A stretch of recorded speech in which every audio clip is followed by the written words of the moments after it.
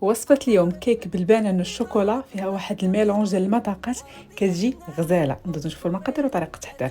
اول حاجه في واحد البول كناخذوا 4 البيضات، قبصه الملح، ساشي ديال فاني، وكنطربوا الكل مع كاس ديال سنيده. بطبيعه الحال ملي كيطلع لنا الكل كنضيفوا كاس ديال الزيت، كاس ديال الحليب، وياغورت ديال الفخيز.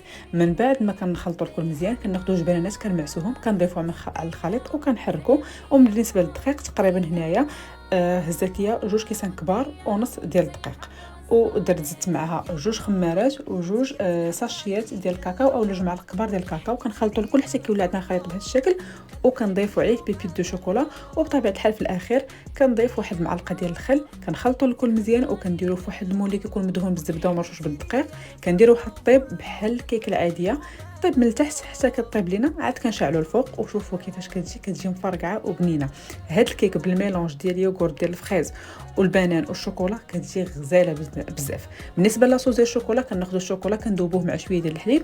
من بعد ما كيذوب لينا كنضيف عليه هكا دانيت ديال الشوكولا، كنخلطوا الكل مزيان. كنبقاو نضيفوا في الحليب حتى كيولي عندنا على حساب لا تيكستور اللي بغيتو نتوما.